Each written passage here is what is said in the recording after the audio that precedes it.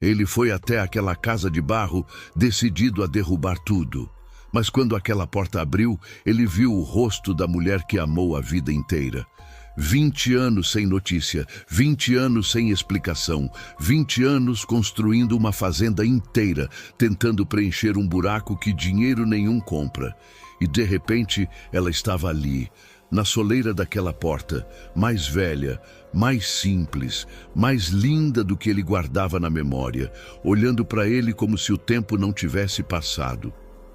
O que aconteceu entre eles naquele reencontro e o segredo que ela carregou por 20 anos sozinha para proteger o homem que amava, vai te mostrar que alguns amores não somem. Ficam esperando, calados, na mesma porta onde pararam da última vez. Olá, eu sou Davi Monteiro e esse aqui é o canal Histórias que Tocam. Aqui você encontra toda semana histórias maravilhosas para se emocionar. Se você acabou de chegar, se inscreva agora e venha parte da nossa comunidade. Deixe também o seu like, isso é o que ajuda essa história a chegar em mais pessoas. E me conta nos comentários de onde você está assistindo, porque eu adoro saber até onde essas histórias chegam. Agora vem comigo, que essa aqui começa lá atrás, muito antes daquela porta.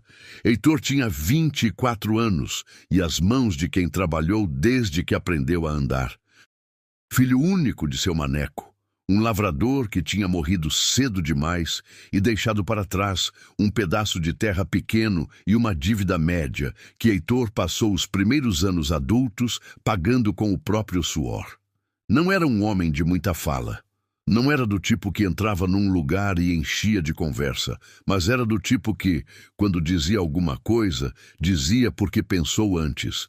E era do tipo que, quando olhava para alguém, olhava de verdade.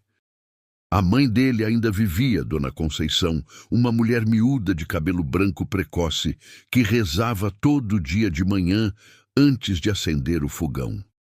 Ela olhava para o filho com aquele orgulho de mãe que não precisa de palavras, mas às vezes saía mesmo assim.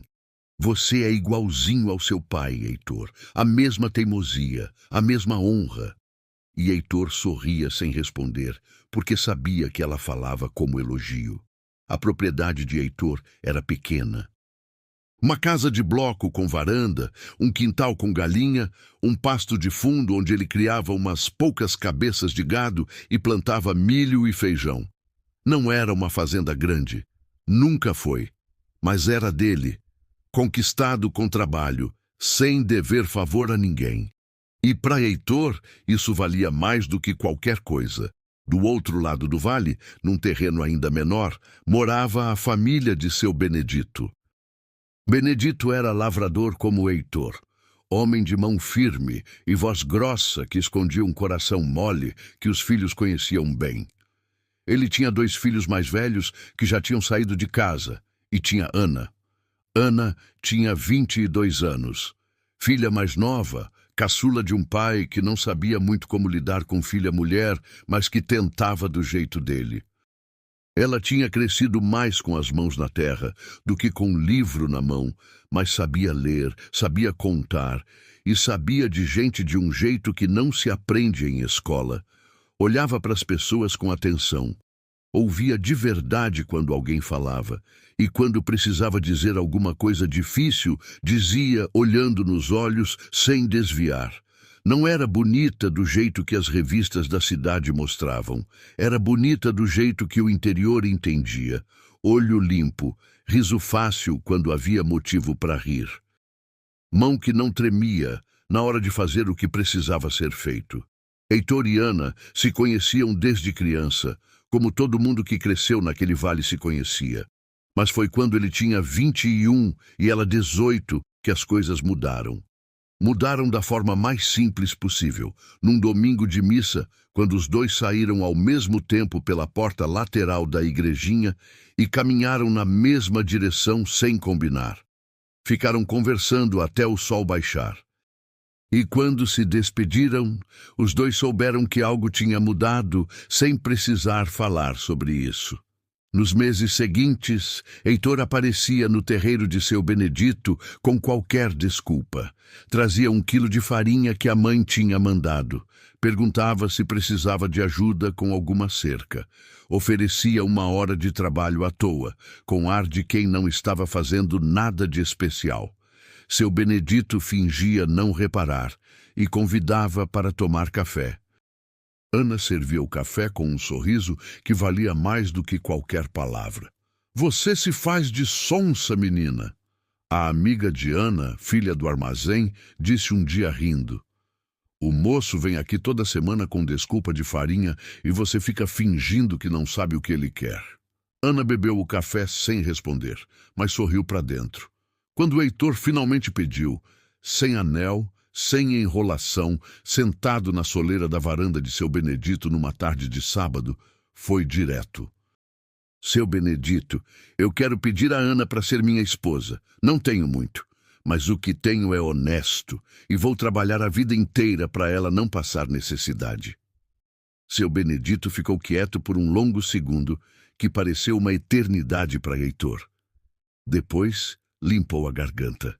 Depois, estendeu a mão. "Você é um homem de bem, Heitor.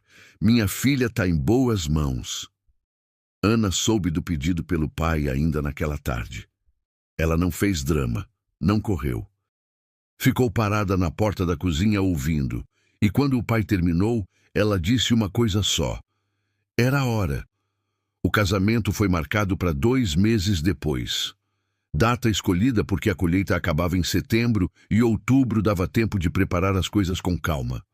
Não ia ser festa grande, família, alguns vizinhos, um almoço no terreiro, mas ia ser de verdade. E nos 2 meses que se seguiram, Heitor e Ana viveram com aquela leveza de quem tem o futuro marcado no calendário e só precisa chegar lá. Eles andavam juntos pelo vilarejo aos domingos depois da missa. Sentavam na praça, conversavam sobre coisas pequenas e sobre coisas grandes do mesmo jeito, sem distinção. Planejavam onde iam plantar o quê, quais animais iam criar, se a casa precisava de mais um quarto logo ou dava para esperar. Eram 2 pobres sem nome grande num vale sem nome grande e tinham tudo. Eu conheço esse tipo de felicidade, aquela que não faz barulho, que não precisa de muito para existir. 2 pessoas que se escolheram e que acordam todo dia sabendo que vão se ver.